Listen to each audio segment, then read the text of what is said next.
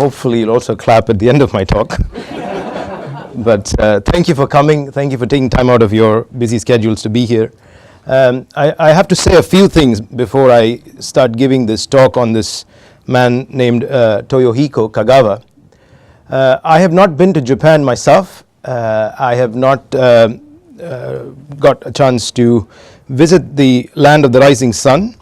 Therefore, all of the study that I've done has come through both reading about this man's life. I've got about 6 biographies on him here and some of his books, but also spending some time talking to people who are Japanese.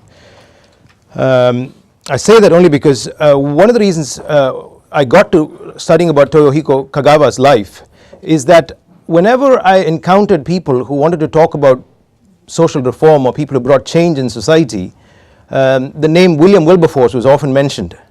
And I just felt like there were others who had also engaged in social reform, wanting to bring change, and particularly those outside the Christian West.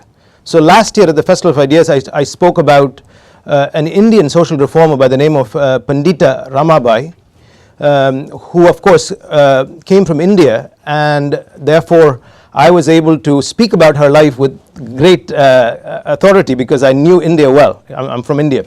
Whereas in this case, I'm speaking about a man whose world I don't personally know, but hopefully I know enough to be able to give this talk, and I'm looking forward to the questions. I know Megumi is here, who is from Japan, so I'm a little nervous because of that.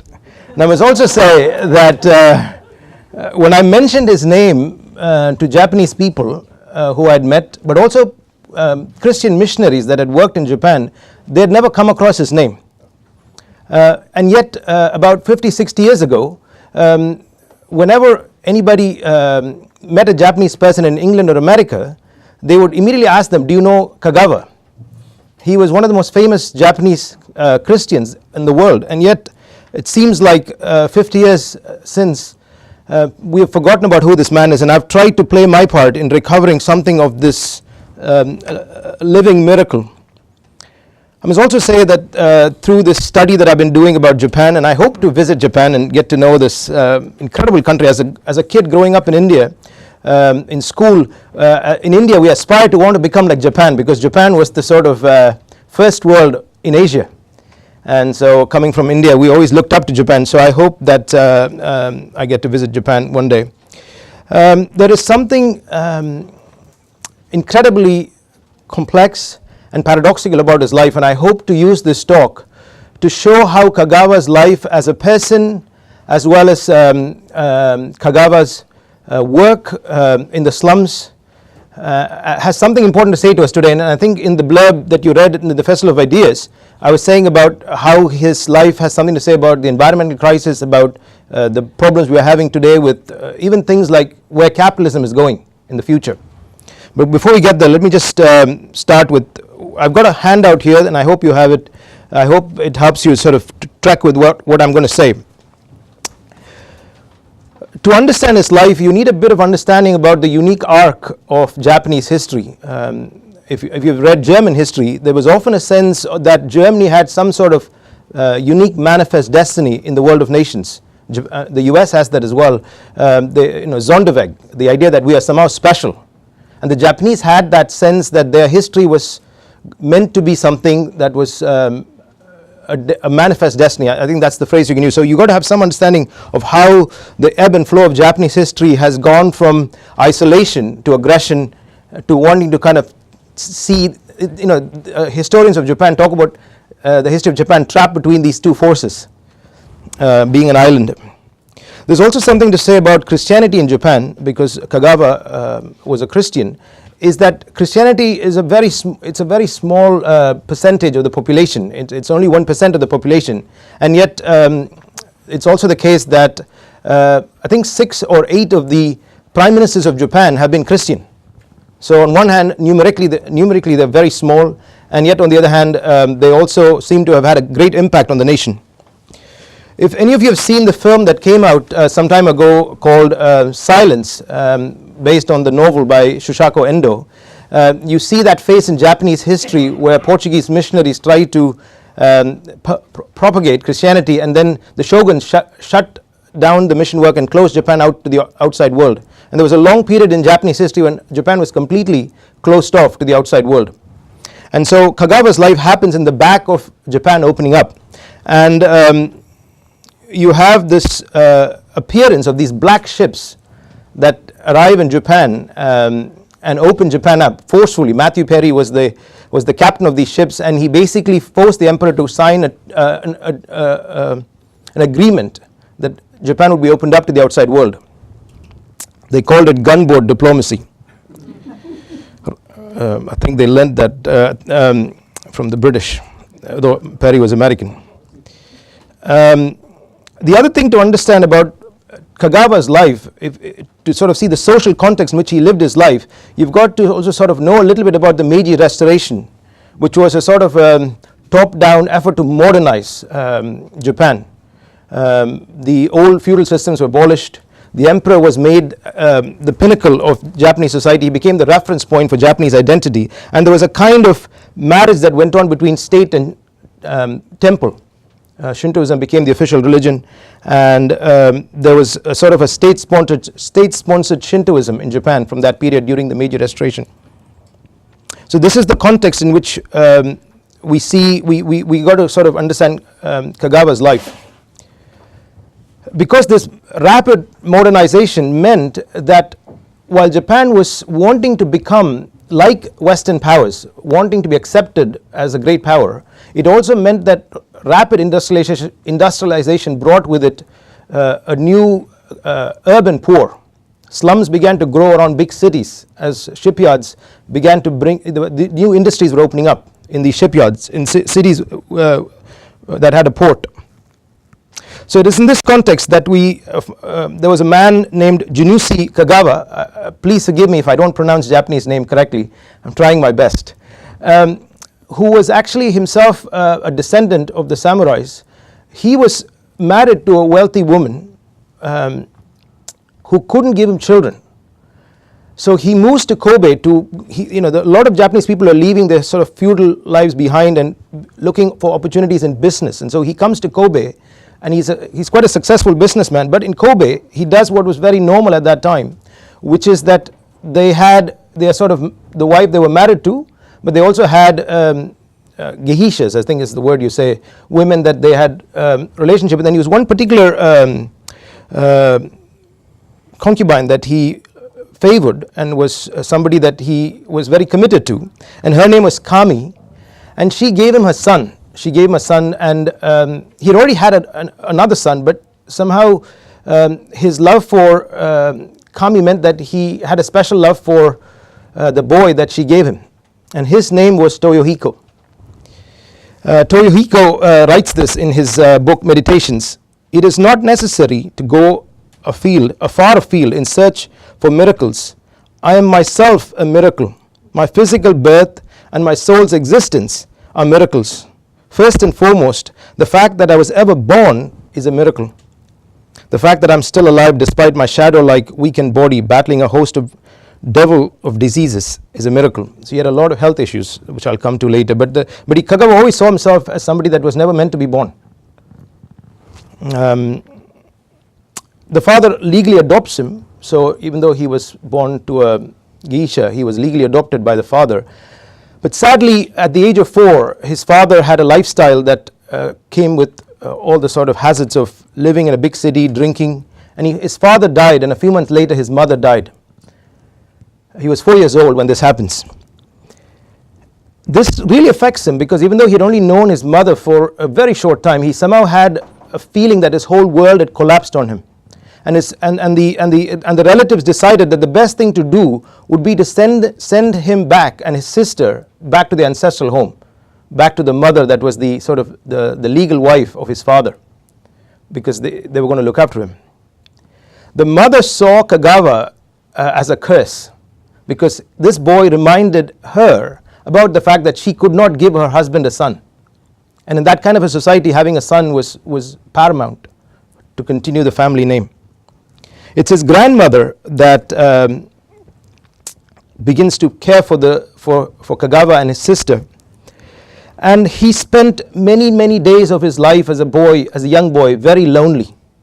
But it's also at this time in his life where he starts to develop a love for nature.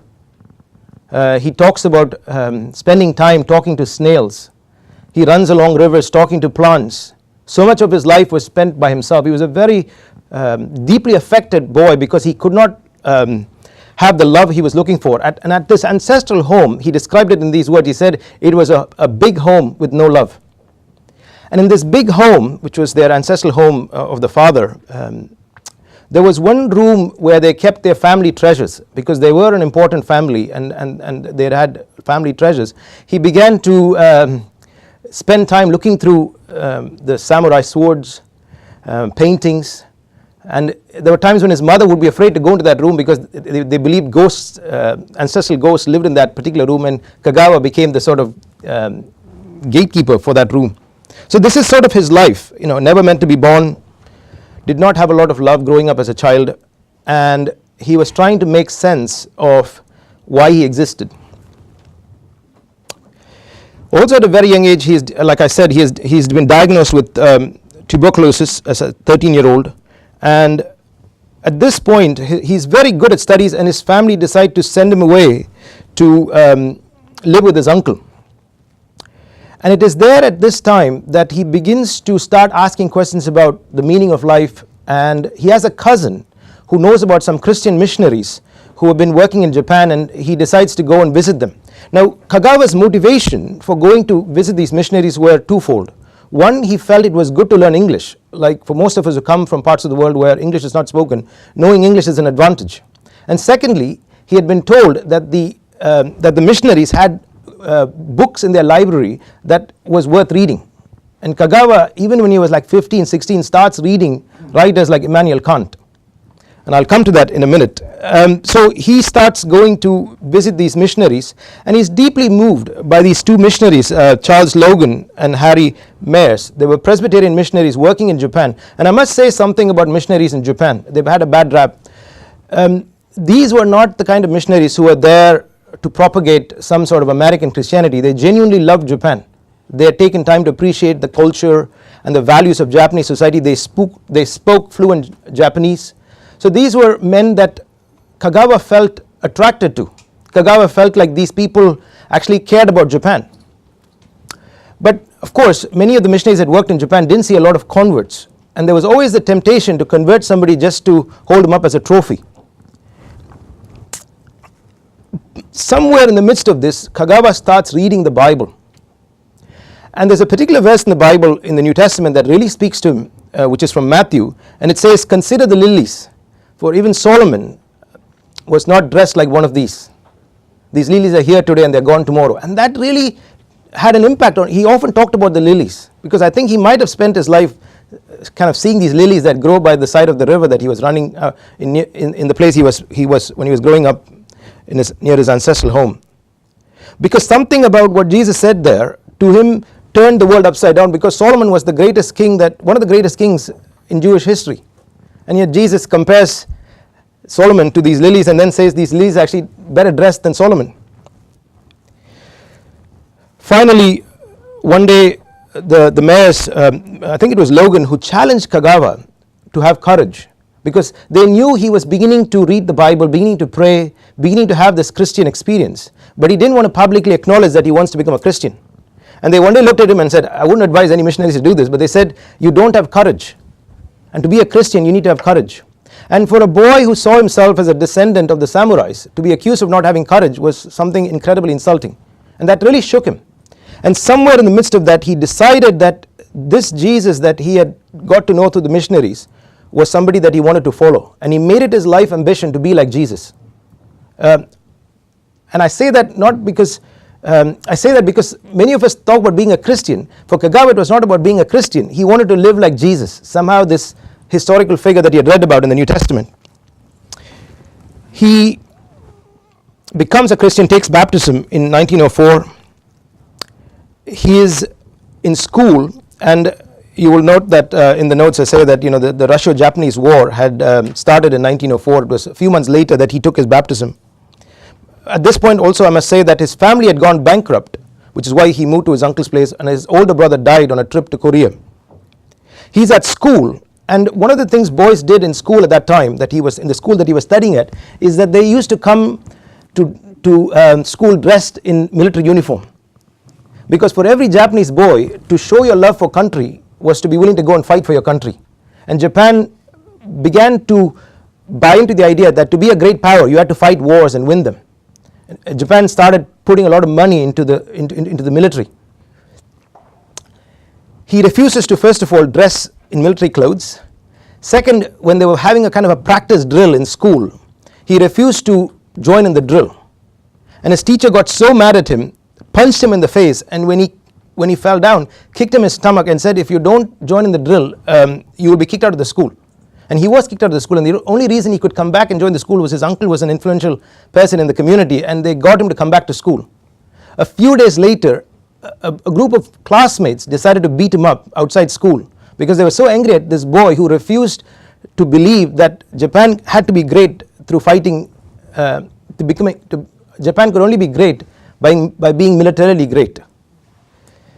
What is rather ironic is one of the boys that beat him up ended up being at Kagawa's ordination when he became a minister and became a pastor himself. But Kagawa said that, Jesus said, turn the other cheek, and that's what I'm going to do. I cannot do anything except what Jesus teaches me to do. So this was a boy that was beginning to learn something about the Christian responsibility to rebel against authorities that tell you to do something wrong. At the time he's starting to find out that he has the ability to write, and he publishes an essay called an essay on world peace. He's also translating English books into Japanese. I mentioned there, I think in the handouts, he translated John Ruskin's book on Sesame and Lilies. I've not read that myself. There's something else that begins to happen in his life as he starts to take this Christian thing very seriously. He decides that he is not, one of the reasons his uncle was looking after him was that his uncle had expected that Kagawa would grow up to look after his family business. Kagawa comes home one day and says, I'm not going to become a businessman, I'm going to become a Christian minister. And that was the straw. His uncle kicked him out of the house. The missionaries help him to go to a seminary in Japan. And even there, Kagawa is constantly trying to live something that he believed he was called to live, which was beyond just being like everybody else. He always saw his life as being different. So one time he finds a stray dog that was very sick and dying, and he brought it back to his room in his seminary and he started looking after it. And his classmates there asked him, why are you looking after this dog that's going to die anyway? He said there are other people who would take care of stray dogs that are on the street that look healthy. Nobody would care for a dog that's dying.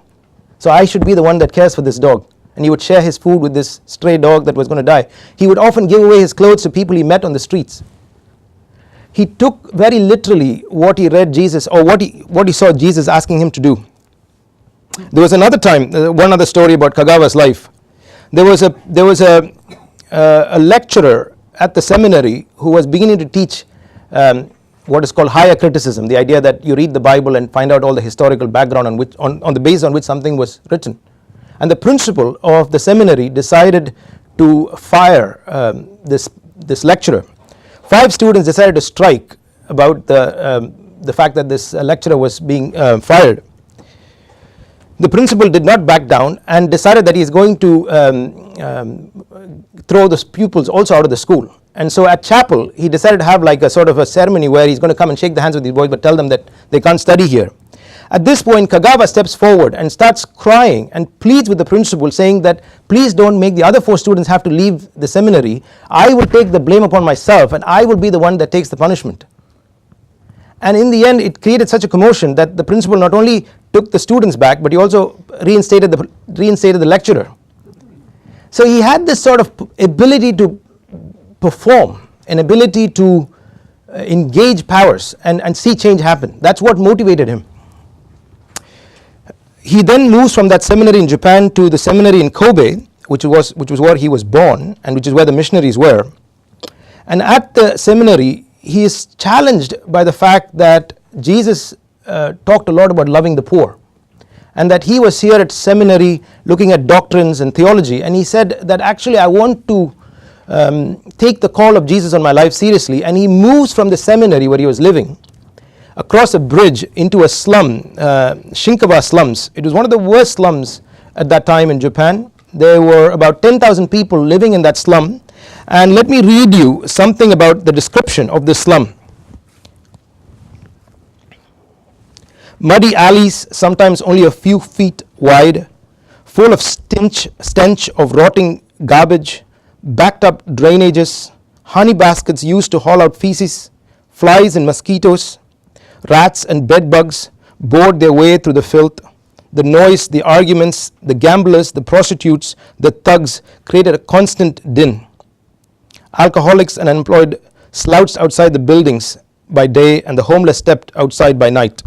Crime, disease was rampant in this environment, with epidemic of cholera, typhoid, diphtheria, smallpox striking periodically, along with tuberculosis, pneumonia, numerous chronic diseases caused by malnutrition and the lack of sanitation.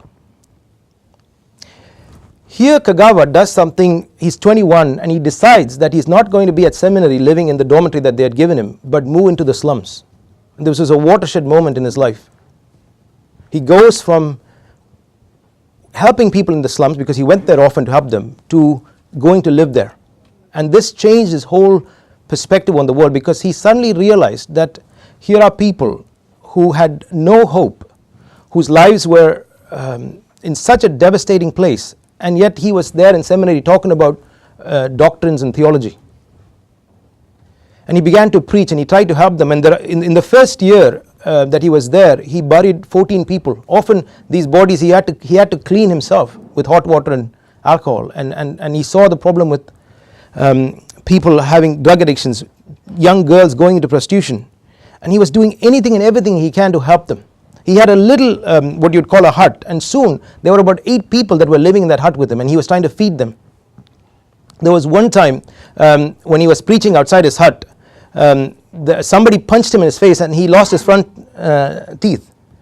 There was another time somebody came with a gun and tried to kill him, and he had to run away, and they then mocked him, saying that you didn't have courage, you're not really a Christian, because if you were a Christian you would have stayed there and God would have protected you.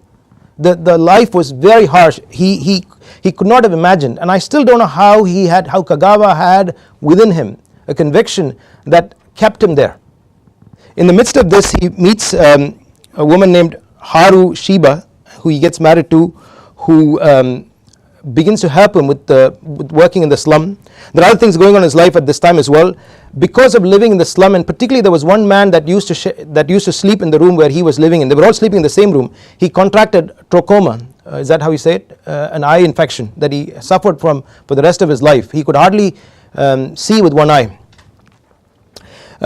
He publishes his first book, a book about David and Jonathan. But also in the slum, he's trying to sort of figure out what is the best way to help these people.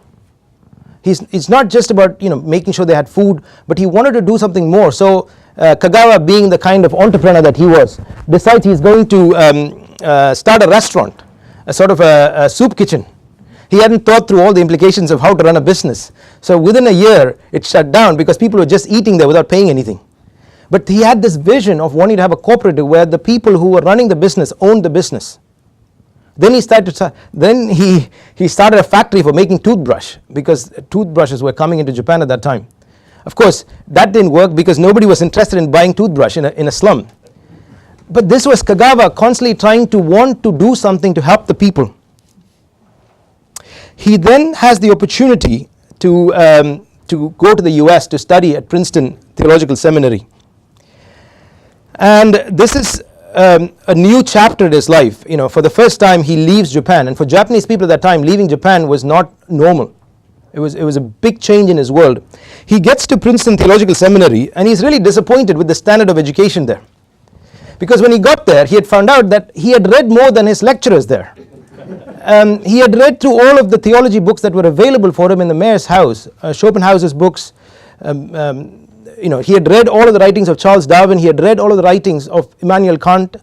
So he got there and he said, he told his professors, please allow me to just submit my essays. I'm going to take another course on learning about psychology. He was very interested in psychology, but also he studied about agriculture and farming. So he spends this 2 years in Princeton sort of creating his own study program. And in the midst of that, he also taught himself German because he wanted to read some of the German writers in the original language, as you do, you know. He just had an ability to sort of apply himself to what he wanted to do. He also travels around America and begins to see another side to America.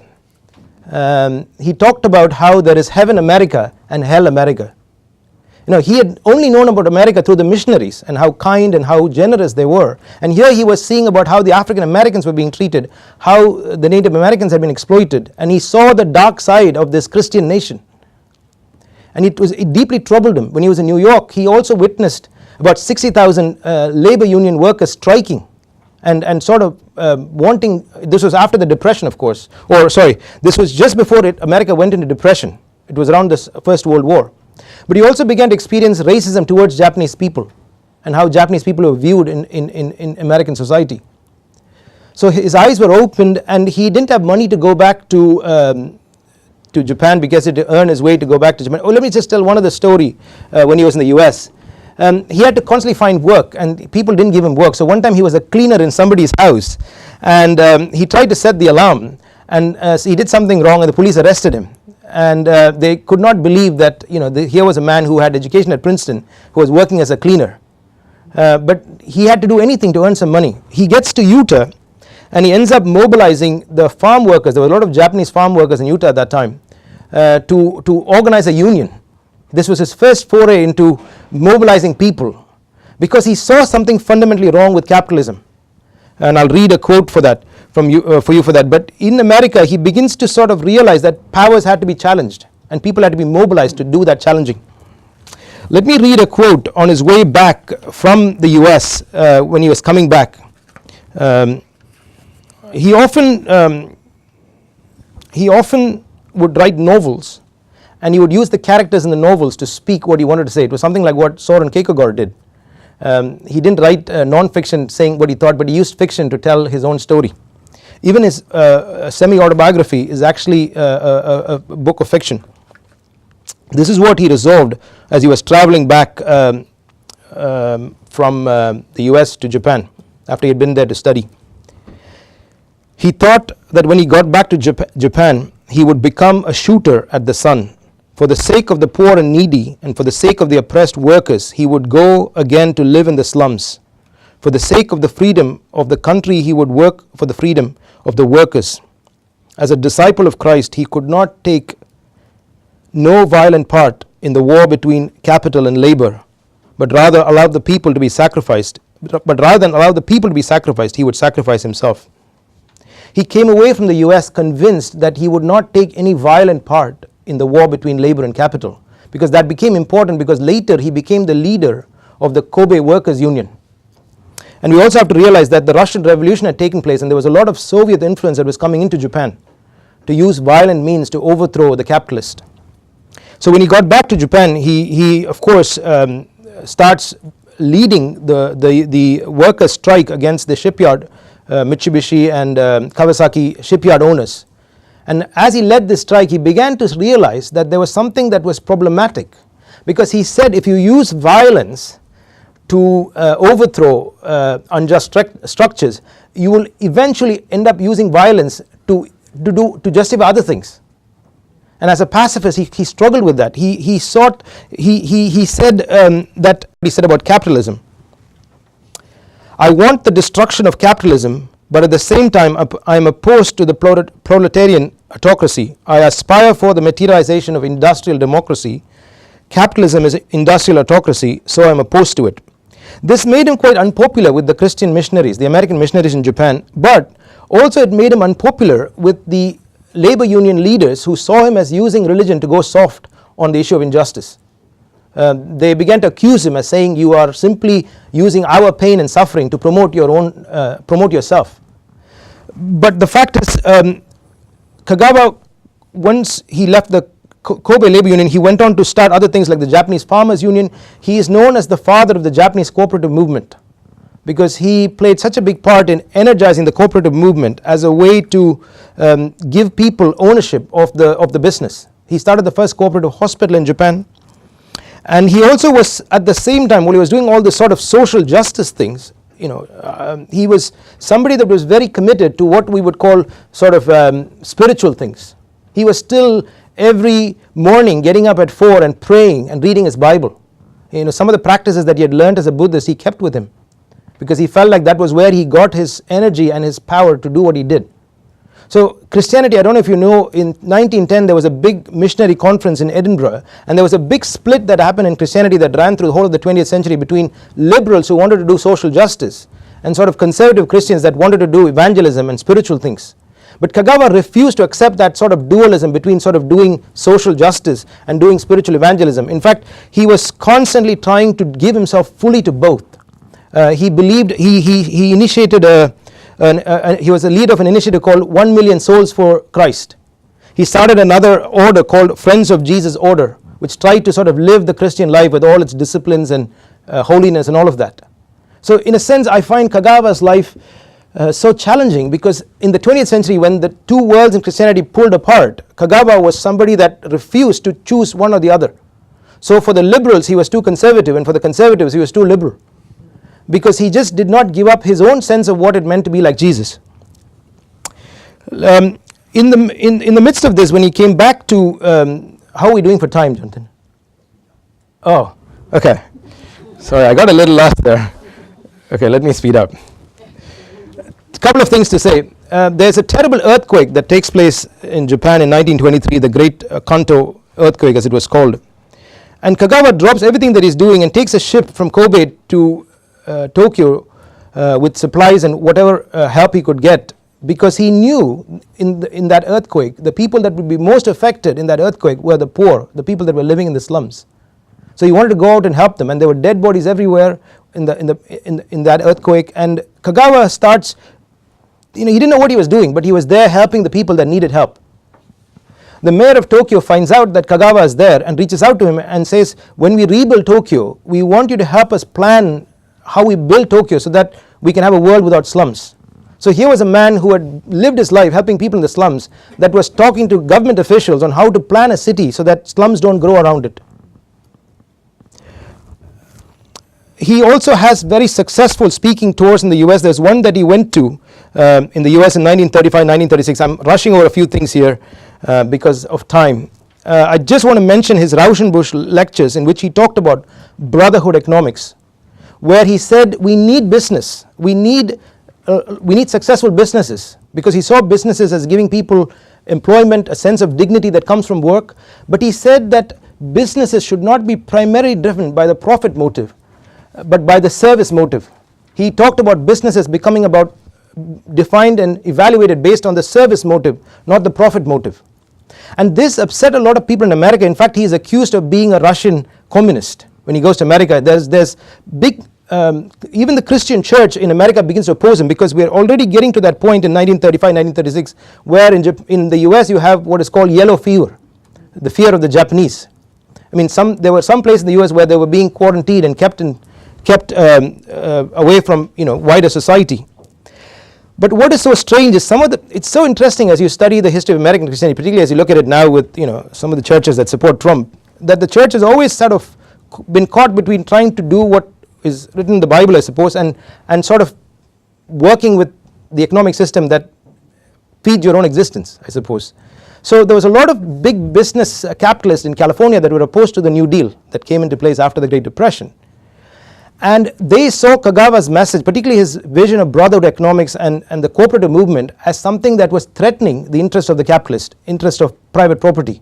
So they organized big opposition strikes outside his meetings. They were trying to prevent him from speaking in the US and going on his speaking tours. I mean, Kagawa was speaking sometimes 11, 12 hours a day. How he managed to have the energy to keep going is just incredible. But what was so paradoxical about that trip that he made to the US was, while at the time there were these people striking outside accusing him of being a communist, the head of the US Chamber for Commerce would be the one that introduces him as he comes forward to speak. So there were people even in the highest levels of government that saw this man as having an important message for Japan. He had personal contact with Roosevelt. I don't think they ever met, but they wrote letters to each other. There was one time when he arrived in the US, the one last time as he tried his best effort to prevent America from going to war with Japan, he was quarantined in San Francisco when he arrived on the ship because of this eye infection. And they had to make a phone call to the president. The president actually had to call the officials in California and say, please let this man travel, he needs to get on a speaking tour. He had a close friendship with a man named E. Stanley Jones, if any of you know that name, who was a missionary in India. They had known each other from Princeton, and they tried to organize prayer vigils to stop the Second World War, Japan entering the Second World War, but as we know, that didn't happen, and Japan went full on into the Second World War after Pearl Harbor. And Kagawa's life at that period gets a bit difficult to understand, because at some point he gets co-opted by the Japanese military for propaganda, and he starts speaking very harshly about America. In one of his radio talks he says that because of these bombs that are being dropped by the Americans on our country, for the next 1,000 years Japan will never become a Christian country. He almost got purged in the sort of post-war reconstruction of Japan. But let me just say a few things about that last phase of his life. I've really jumped over bits like him coming to India to visit Gandhi, and also his trip to China, where he apologized to the Chinese Christians for what Japan had done to the Chinese. When the war had ended, he writes a letter to MacArthur, pleading with MacArthur to not treat the Japanese people harshly and to show mercy. He says, we are a nation of honor and shame, and give us a chance to show the world that we can still come back to being a member of the family of nations. In fact, if you look at US occupation of Japan, it is one of the most remarkable stories of reconciliation in the whole of international relations. How Japan turned from being a nation that was fighting a war to becoming a nation that became friends with the US. That partly had to do with the role that Kagawa played in the back of that war. The emperor invited Kagawa to the palace. The palace had been bombed, so the emperor was staying in a place near the palace, and the emperor asked Kagawa, you have to teach the Japanese people to know how to love our enemies, because our religion cannot teach us that. And Kagawa said to the emperor, if you remember, the emperor gave a speech surrendering, and Kagawa in the back of it said, if you want to be the emperor, you must make this your ambition, to make serving your people the highest goal. This was Kagawa playing a role in the reconstruction of Japan, and I think Kagawa can be credited for the role he played in Article 9 of the Japanese Constitution, which is the first constitution in the world that makes going to war completely illegal. Now we can have a discussion on whether that's a good thing or not, but he does have this vision for peace, and that he believed that unless you have the kind of brotherhood economics where businesses are there to serve, not make profit, you cannot have a world without war. Because if you have a competitive model of business, it will eventually lead to material realities that push you towards fighting a war. So let me finish with the last bit of his life. He died on the 25th of April 1960. Kagawa, evaluating his legacy. He was a peacemaker in a nation that wanted greatness through military might. He was a trade unionist and a social justice activist in a nation that wanted to be a successful capitalist economy. A scientific mystic who loved nature in a world that was being defined by materialism and faced environmental threats. A Christian in a nation that still practiced Buddhism and Shintoism. Kagawa was a complex man, a rebel and a mystic, a dreamer and a doer, who lived through a unique and terrible period in his nation's history. He was a tormented personality, often defined and driven by the paradox and contradictions within him and around him. He was chosen by God to bear the cross of Christ in a very particular and exceptional way for the sake of the Japanese people and the world. Ultimately, we can be sure that Toyohiko Kagawa was an extraordinary man who loved Jesus with all his heart and served others with all his might. Thank you.